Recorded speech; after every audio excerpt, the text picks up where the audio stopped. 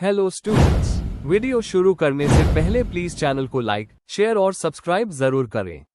एक important information, अगर आपको इस वीडियो के नोट्स चाहिए तो डिस्क्रिप्शन बॉक्स में दिया गया डाउनलोड लिंक चेक करें। Thank you. चलिए शुरू करते हैं। इस वीडियो में हम पढ़ेंगे BES 143 पेडागॉजी ऑफ मैथमेटिक्स के प्रीवियस ईयर क्वेश्चन और most important questions with answers. ये क्वेश्चंस आपके एग्जाम के लिए बहुत इम्पोर्टेंट है। अगर आपने ये अच्छे से कर लिए तो एग्जाम निकलना पक्का है। Let's begin. Question 1। Children have their own strategies for learning. Discuss the statement by citing examples. Question explanation. इस क्वेश्चन में हमें ये समझाना है कि बच्चे अपने तरीके से कैसे सीखते हैं। हमें ये बताना है कि उनके अपने लर्निंग मेथड्स कितने इम्पोर्टेंट होते हैं, कैसे टीचर उन्हें आइडेंटिफाई कर सकता है, और क्लासरूम के एग्जाम्पल्स के जरिए ये दिखाना है कि हर बच्चा अलग तरीके से सीखता है। आंसर। इंट्रोडक्शन। बच्चे लर्निंग प्रोसेस के एक्टिव मेंबर्स होते हैं। वो सिर्फ टीचर की एक्सप्लेनेशन से नहीं बल्कि ऑब्जर्व करके, एक्सपेरिमेंट करके और अपने एक्सपीरियंस से सीखते हैं। हर बच्चे का सोचने और समझने का अपना अलग स्टाइल होता है। पियाजे और विगोत्स्की जैसे शिक्षाविदों ने ये कहा कि बच्चे अपने अनुभवों के बेस पर खुद अपना ज्ञान बनाते हैं। इसीलिए टीचर के लिए जरूरी है कि वो उनके सेल्फ लर्निंग स्ट्रैटेजीज को समझे और सपोर्ट करे। Main body. 1। बच्चों के अपने लर्निंग तरीके समझना। हर बच्चा अपना अलग मेथड बनाता है जो उसके लिए लॉजिकल लगता है। जैसे अगर एक बच्चे से पूछा जाए 9 + 7 तो वो सोच सकता है 9 + 1 = 10 और फिर 6 ऐड करके 16। यह एग्जाम्पल दिखाता है कि बच्चे अपने दिमाग से नए तरीके ढूंढते हैं और प्रॉब्लम सिंप्लीफाई करते हैं। 2। कंस्ट्रक्टिविज्म का रोल। पियाजे के मुताबिक लर्निंग तब होती है जब बच्चे एनवायरनमेंट के साथ इंटरैक्ट करके अपनी सोच को मॉडिफाई करते हैं। वाइगोत्स्की ने सोशल इंटरेक्शन और zone of proximal development (ZPD) पर जोर दिया, जहां बच्चे टीचर और पीयर्स के मदद से बेस्ट सीखते हैं। दोनों थियरीज बताती हैं कि बच्चे नॉलेज खुद कंस्ट्रक्ट करते हैं, ना कि सिर्फ रिसीव। 3। क्लासरूम के एग्जाम्पल्स। एग्जाम्पल 1। जियोमेट्री पढ़ते वक्त बच्चे शेप्स को विजुअलाइज करते हैं या पेपर और स्टिक से बनाना पसंद करते हैं। एग्जाम्पल 2। मल्टीप्लिकेशन सीखते वक्त कोई बच्चा रिपीटेड एडिशन का पैटर्न यूज करता है। एग्जाम्पल 3। लैंग्वेज सीखते वक्त बच्चे अपनी फोनेटिक समझ के बेस पर नए स्पेलिंग्स बना लेते हैं। ये सब एग्जाम्पल्स दिखाते हैं कि बच्चे अपनी क्रिएटिविटी और लॉजिक से कॉन्सेप्ट समझने की कोशिश करते हैं।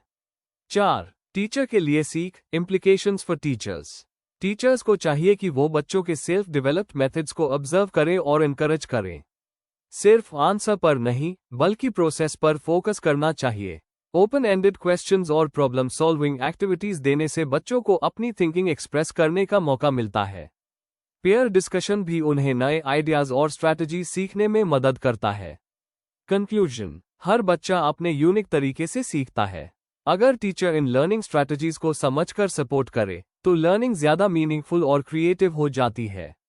टीचर्स को गाइड करना चाहिए, पर साथ ही बच्चों के इंडिपेंडेंस को भी रिस्पेक्ट करना चाहिए।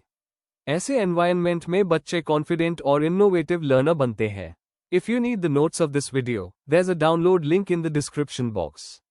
Be sure to check it out. Thank you. Question 2. Describe the need and importance of ICT in teaching learning of mathematics. Question explanation. इस क्वेश्चन में हमें ये समझाना है कि ICT, information and communication technology, maths पढ़ने और सीखने में क्यों जरूरी है। हमें बताना है कि डिजिटल टूल्स, मल्टीमीडिया और टेक्नोलॉजी का उस कैसे मैथ्स को समझने में हेल्प करता है और कैसे ये टीचिंग लर्निंग प्रोसेस को इफेक्टिव और इंटरेस्टिंग बनाता है। आंसर। इंट्रोडक्शन। आज के डिजिटल युग में ICT ने एजुकेशन के हर फील्ड को बदल दिया है, खासकर मैथ्स टीचिंग में। ICT का मतलब होता है इंफॉर्मेशन एंड कम्युनिकेशन टेक्नोलॉजी, जिसमें कंप्यूटर्स, इंटरनेट, स्मार्ट बोर्ड्स और सॉफ्टवेयर टूल्स शामिल होते हैं। मैथ्स पढ़ने में ICT से कॉम्प्लेक्स कॉन्सेप्ट्स को इजीली समझाया जा सकता है। यह लर्निंग को इंटरैक्टिव, विजुअल और स्टूडेंट फ्रेंडली बना देता है। इससे टीचर और स्टूडेंट्स दोनों का एक्सपीरियंस इंप्रूव होता है।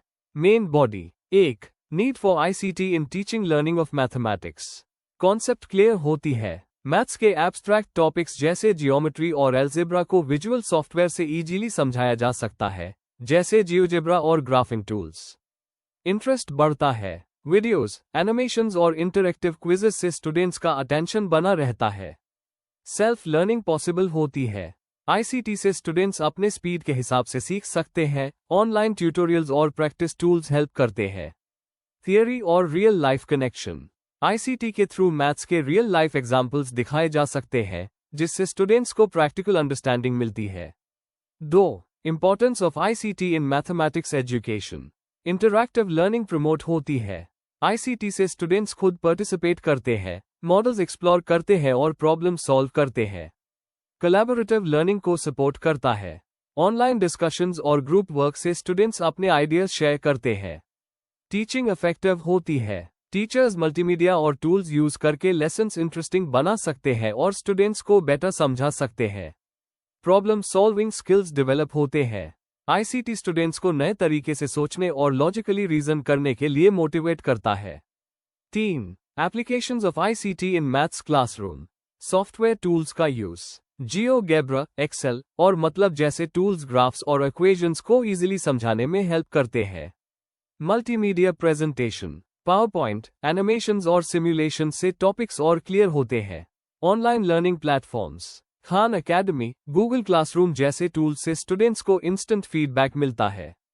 डिजिटल गेम्स, मैथ्स गेम्स और सिमुलेशन से लर्निंग इंटरेस्टिंग बन जाती है।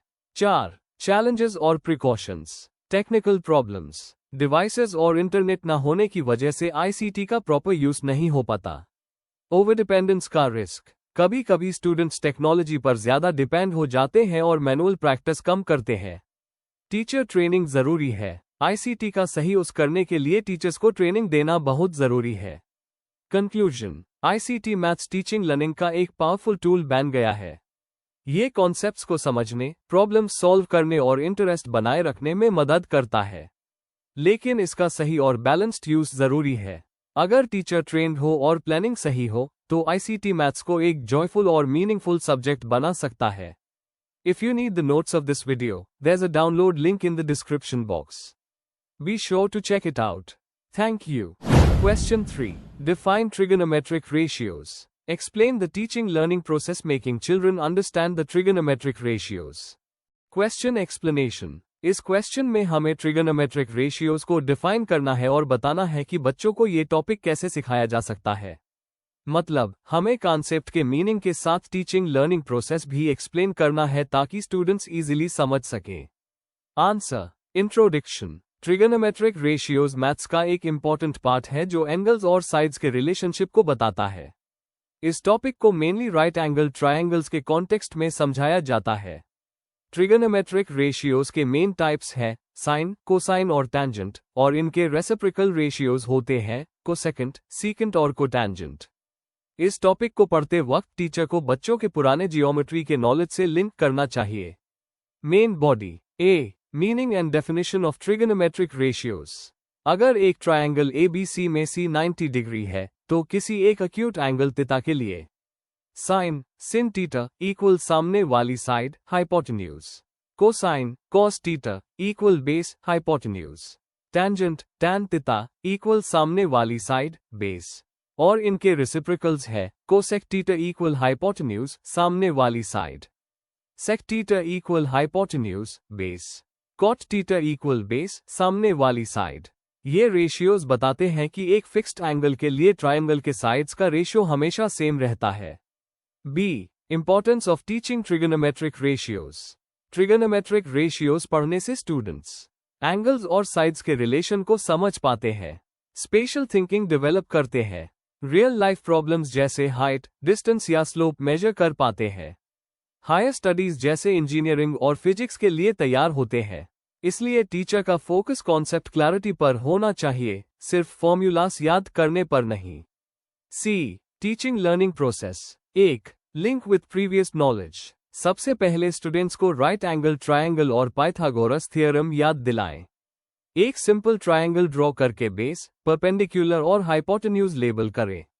2. Visual demonstration. चार्ट्स, मॉडल्स या स्मार्ट बोर्ड एनिमेशंस यूज करके शो करें कि कैसे ट्रायंगल के साइड्स और एंगल कनेक्टेड होते हैं। एग्जाम्पल, जियोगेब्रा ऐप से एक एंगल फिक्स करके दिखा सकते हैं कि sin थीटा कांस्टेंट रहता है। 3. Introduction of ratios. एक एक रेशो को सिंपल एग्जाम्पल्स के साथ समझाएं। स्टूडेंट्स को रिलेशन बताएं जैसे tan theta equal sin theta by cos theta. 4. Practice and examples. Students से खुद कैलकुलेशंस करवाएं। रियल लाइफ एग्जाम्पल्स ले जैसे लैडर और वॉल का क्वेश्चन। एग्जाम्पल, एक लैडर 5 मीटर्स लंबी है और वॉल पर 3 मीटर्स तक टच करती है, तो sin थीटा फाइंड करें। 5. Real life application. बच्चों को प्रैक्टिकल सिचुएशंस दे जैसे बिल्डिंग की हाइट निकलना यूजिंग एंगल ऑफ एलिवेशन। इससे कॉन्सेप्ट उन्हें रियल लगता है। 6. Assessment and feedback. Short quizzes, oral questions और ग्रुप वर्क के थ्रू अंडरस्टैंडिंग चेक करें। D. Role of the teacher. Diagrams और विजुअल्स का यूज करें। डिस्कशन और क्वेश्चनिंग को एनकरेज करें। कॉन्सेप्ट समझाएं, रट्टा नहीं लगवाएं। बच्चों की मिस्टेक्स तुरंत करेक्ट करें। कंक्लूजन, ट्रिगोनोमेट्रिक रेशियोज एक एसेंशियल कॉन्सेप्ट है जो जियोमेट्री को रियल लाइफ से कनेक्ट करता है। इससे पढ़ते वक्त टीचर को इंटरैक्टिव और एक्टिविटी बेस्ड अप्रोच यूज करनी चाहिए ताकि स्टूडेंट्स विजुअलाइज करके समझ सकें। रियल एग्जाम्पल्स और विजुअल्स से टॉपिक इंटरेस्टिंग बन जाता है। If you need the notes of this video, there's a download link in the description box. Be sure to check it out. Thank you. Question 4. Methods to inculcate skill of creative thinking among students. Question explanation. इस question में हमें बताना है कि students के अंदर creative thinking का skill कैसे डेवलप किया जा सकता है। मतलब टीचर्स किन किन तरीकों से स्टूडेंट्स में नए आइडियाज सोचने की और प्रॉब्लम्स को नई सोच से सॉल्व करने की एबिलिटी ले सकते हैं। आंसर। इंट्रोडक्शन। क्रिएटिव थिंकिंग का मतलब है नए आइडियाज सोचना, अलग तरीके से प्रॉब्लम्स को देखना और इनोवेटिव सॉल्यूशंस बनाना। एजुकेशन में क्रिएटिव थिंकिंग बहुत जरूरी है क्योंकि ये स्टूडेंट्स को इंडिपेंडेंट और इमेजिनेटिव बनाता है। टीचर का रोल सबसे इंपॉर्टेंट होता है क्योंकि वही क्लासरूम में ऐसे एक्टिविटीज और एनवायरनमेंट बनाता है जहां स्टूडेंट्स सोचने और अपने आइडियाज एक्सप्रेस करने की फ्रीडम पाते हैं। गिलफर्ड और टॉरेंस के हिसाब से क्रिएटिविटी में ओरिजिनलिटी, फ्लुएंसी, फ्लेक्सिबिलिटी और एलैबोरेशन जैसे एलिमेंट्स होते हैं जिन्हें टीचिंग से डेवलप किया जा सकता है। Main body. 1. Stimulating learning environment बनाना। क्लासरूम ऐसा होना चाहिए जहां बच्चे फ्रीली क्वेश्चन पूछ सकें और नए आइडियाज शेयर कर सकें। टीचर को अलग सोच को अप्रिशिएट करना चाहिए और गलतियों को लर्निंग का पार्ट बनाना चाहिए। Visual aids, open ended questions और एक्टिविटी बेस्ड लर्निंग क्रिएटिविटी को बढ़ते हैं।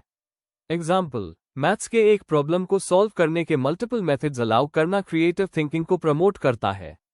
2. प्रॉब्लम सॉल्विंग और इंक्वायरी बेस्ड लर्निंग को बढ़ावा देना।